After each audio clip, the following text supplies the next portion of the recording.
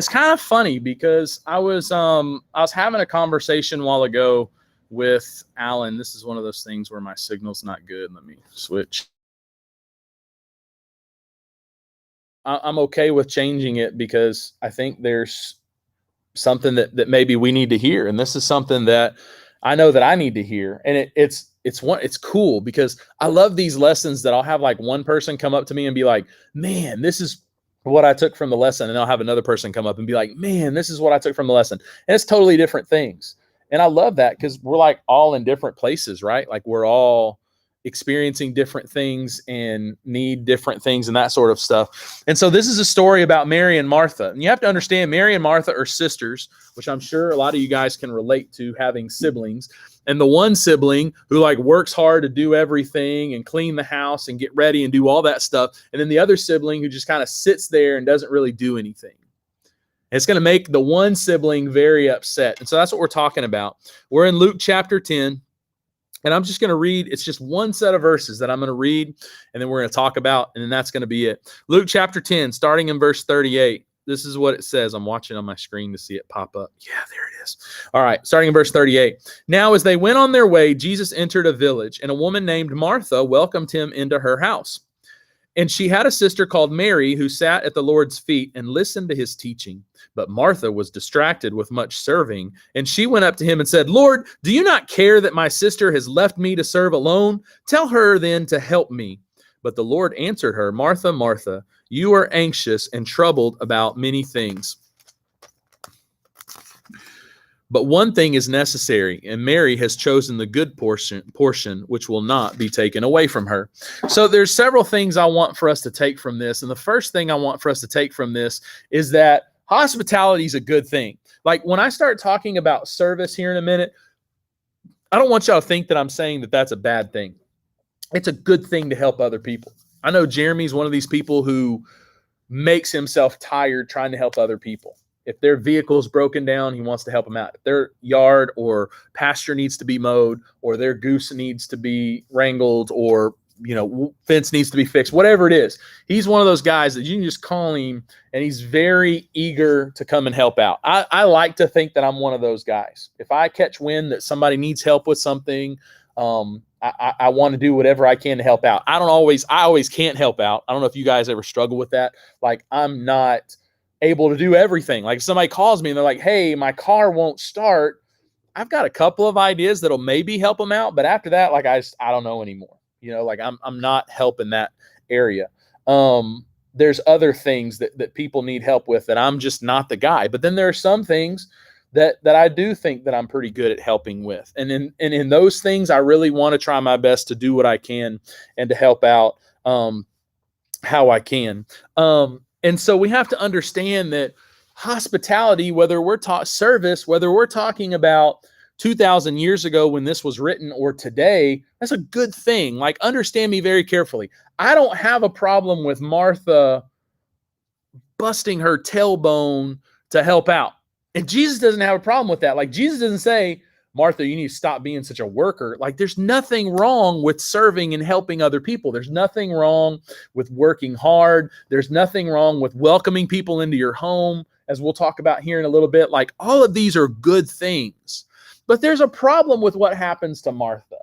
Martha gets so caught up in serving, and Martha gets so caught up in doing good that she, bless you again, that she thinks that that's what's most important. And sometimes we forget.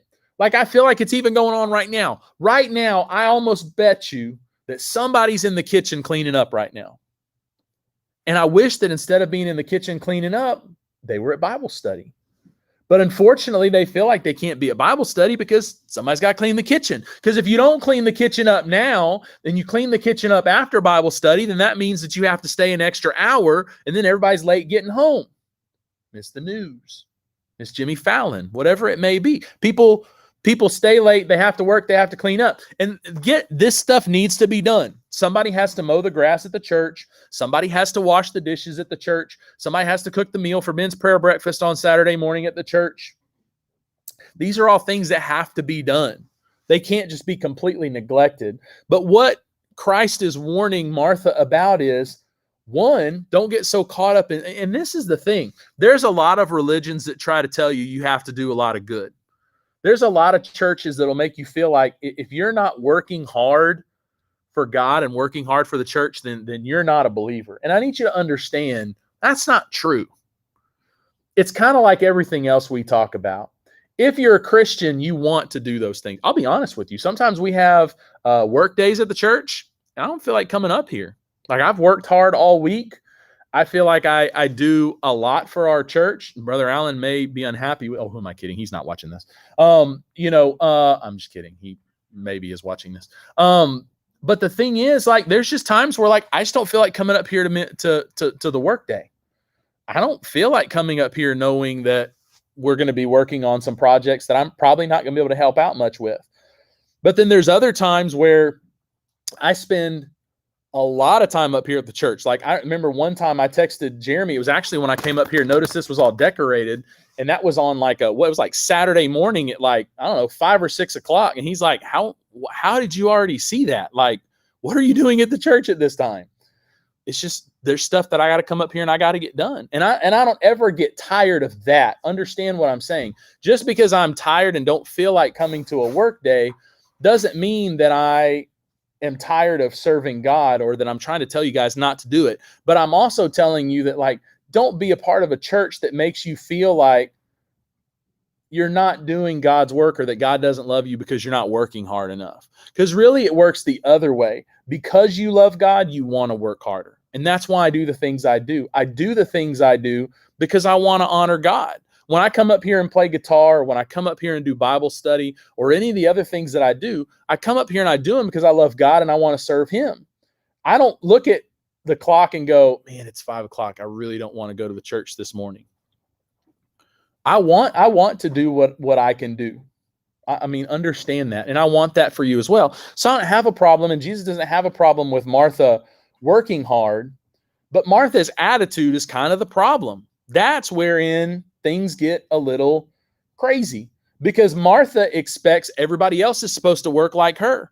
Her sister is supposed to be helping her in the kitchen. Her sister is supposed to be setting the table. Her sister is supposed to be pulling the hors d'oeuvres out of the oven or whatever it is that they may be doing. And she's not. She's sitting at Jesus' feet. And the point that Jesus is trying to make is, Martha, what do you think is more important? What do you think is going to give you joy? What do you think is really going to help you out in life? He's like, because he tells her that. He's like, you are bothered by a lot of things. And Mary's figured it out. She's figured out the solution is me.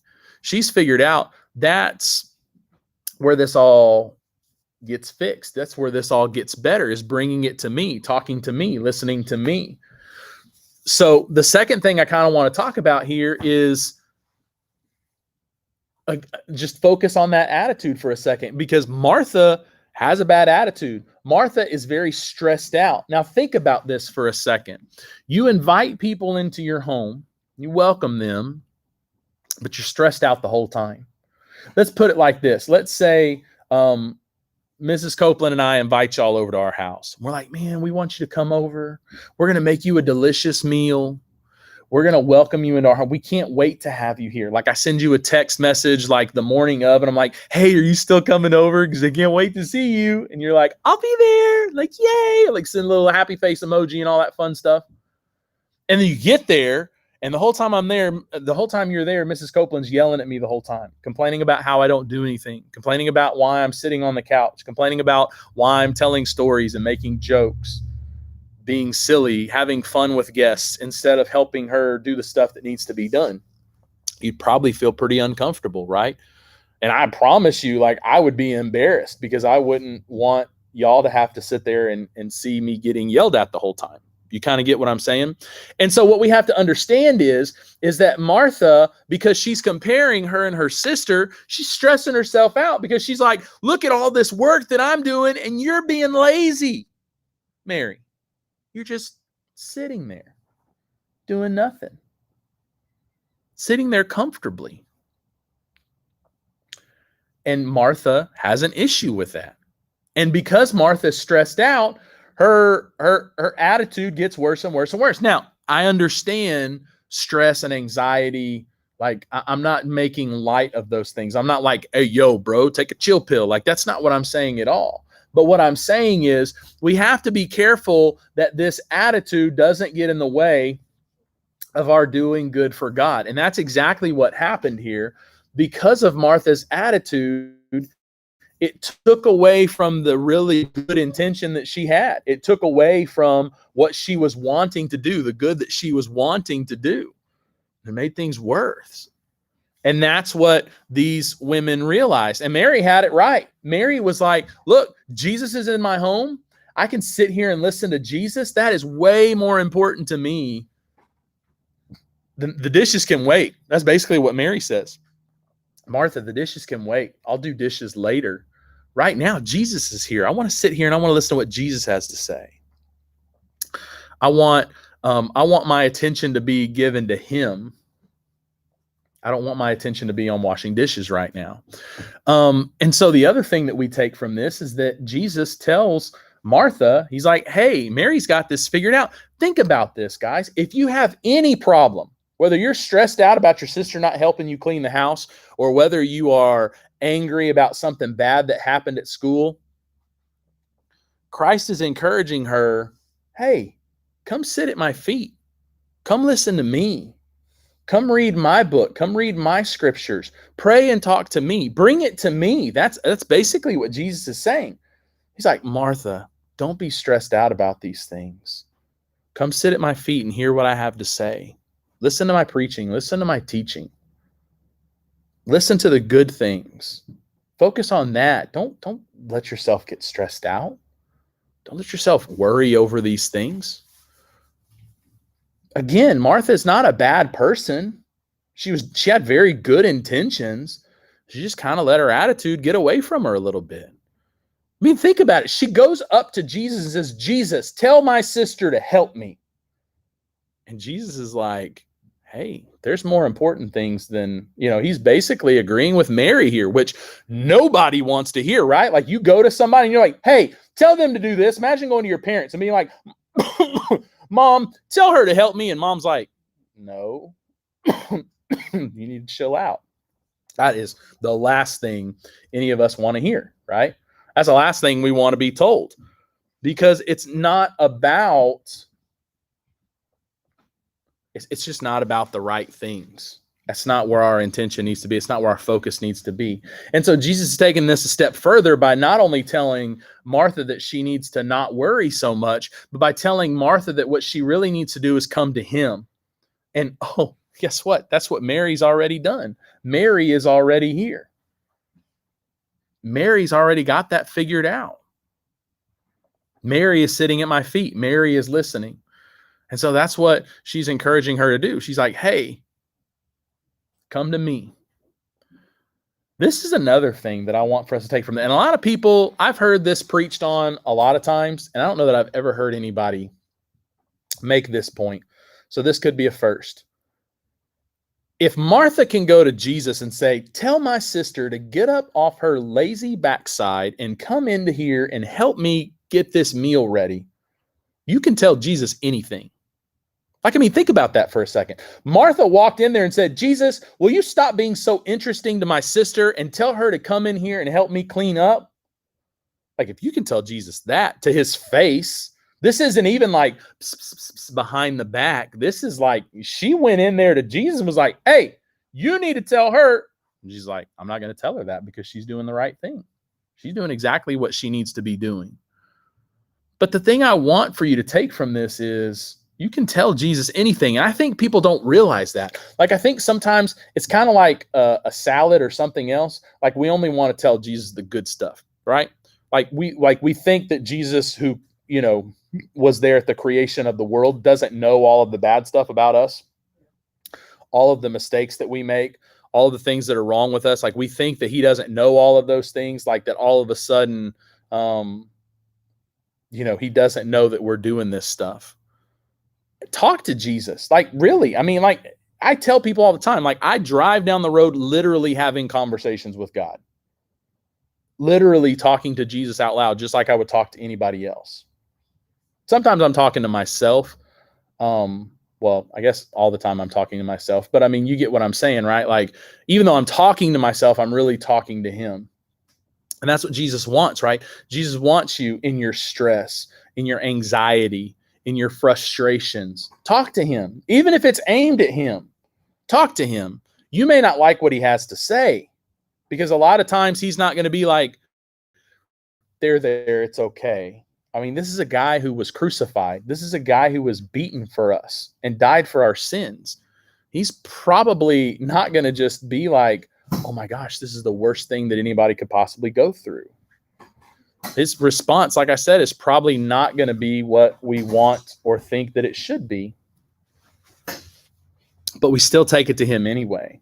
And he still wants to hear us, and he still wants to be part of that conversation, and he still wants to be included in your life. And I think that that's the thing that we underestimate so much, is that Jesus wants to love us. Jesus wants to have that relationship with us. Jesus wants to be close to us. He wants all of these things for us. And we fight that sometimes. In this particular instance, Martha was fighting him because she thought that work was more important than Jesus. She thought that work was more important than spending time with him and listening to him. Just like right now, as we're sitting here, some of you think that talking to your friends is more important. What's going on your cell phone is more important. Other things are more important. And that, look, guys, that's a wrestle and a struggle you'll face the rest of your life. Like, this isn't a new thing. Don't think that just since cell phones have come along that this is all of a sudden a problem. We got in trouble for the same stuff when I was young. Like, that's just the reality of it. But the thing is, sometime, somewhere along the way in your heart, it has to change, and you have to value him over those other things. And that's why I can. That's why I can listen to long sermons and messages. And that's why I can read my Bible for hours. And that's why I can do all of these things that I do, because my love for God is greater than those other things. And that's what this all boils down to. The path to peace for Martha revolved around one thing. And her work, she was thinking revolved around one thing, but it was really misguided, because she was so caught up in the work that she was missing the reason why she was working so hard. And that was Jesus. The fact that Jesus was coming into her home. The fact that she was being hospitable and wanting to serve him. The fact that she was wanting, like, that to me is one of my favorite things. I love to bring people into my home. I love to cook for people. I love to take care of people. I have a friend at work who's been having a hard time lately. Like, I love to listen to people talk about their problems. I love to be able to be there for people when they're having a hard time. And that's the thing, like, Jesus wanted to be there for Martha, but Martha was so caught up in the work part of it that she just kind of let that take off. She kind of just let that become what was most important. And we got to get away from that. The path to peace in your life, the journey towards completeness, finding your meaning, finding your purpose, being loved. Because I'll tell you what, a lot of you guys are trying to be loved in all the wrong places. Trying to be loved in all the wrong places, getting it totally wrong. And the path to love, the path to peace, the path to completeness, the path to finding your purpose goes through Jesus. And that's what Mary realized and Martha didn't. Mary found her peace sitting at the feet of Jesus. Mary found her peace listening to the words of the Savior. Martha thought she was finding her peace by working hard. And it's like I said in the beginning, even though work is important and it's necessary and it's a part of the equation, we should never put that above God. Even if you claim to be working for God, that should not be more important than him. He should be of the utmost importance. And I can't teach you that. Like, you've got to come to that conclusion on your own. There's a time I could pick on Katie. There's a time when Katie would have been here. She could have very easily been distracted by a young guy sitting next to her or friends that were there. Now she sits back there, she barely takes her eyes off of me, listening, taking it all in. Because at some point in your life, your heart changes and you begin to value those things more. Some of you guys aren't there yet. That's okay. But I pray that you find that path to peace that begins with him. I pray that you embrace him, that you allow him to be part of your life, that you take him in, that you let him love you. And that even if you make yourself busy with service, you're doing it with a good and a right heart and a good attitude, and that you're putting him first in all of those things. Because it should never be more about you. It should never be more about trying to impress other people with everything that you do. It should all be about him coming first, and everything flows from that. Your work, your service, your attitude, your love, your heart, how you spend your time. He's not a part-time thing. Like, he's not something that you just come to church for a couple of hours on Sunday and a couple of hours on Wednesday, and then that's it. Like, it has to be who you are. That's why when we baptize people, we talk about becoming a new creation, because the old you has been washed away. You're not the same person that you used to be. You're different, you're transformed, you're changed. You're literally not of the same substance, is what it means in the language that the Bible was written in. Don't be like Martha. There's a time to work, and yes, there are things that have to be done. But if you have that opportunity to spend time with Jesus, that needs to be hopefully at the front of your priorities and what you want to do first. Make time to do that. Have a place in your life for that. Because I can tell you right now, guys, the times that I've been the most miserable in my life were the times that I've filled my life with busyness and not with God. And it was all about making money at a job or trying to satisfy other needs that I had in my life, trying to find acceptance in the world. And I was just completely apart from God. True peace begins with him. And the only way he can be part of your life is if you let him in. He's not going to force his way in. He's not going to make you pay attention to him or hear his word. It's a freedom. It's a choice. It's something that you want, and you do it. And I pray that you guys find that peace, and that the only way that peace can be achieved is through him. Let me pray for y'all real quick. Father, I just pray that you'll be with us. And I just pray that as we in this Bible study tonight, that you would just continue to speak to our hearts, continue to help us grow and learn more about you and grow closer to you. Forgive us where we fail you, Father, and just thank you for all the things that you have blessed us with and for loving us even when we're imperfect. And we're thankful for the path to peace that comes through you. Just let it be all about you, Father. We just give it to you. It's the name of your Son, Jesus, and in your Spirit we pray and we ask these things. Amen.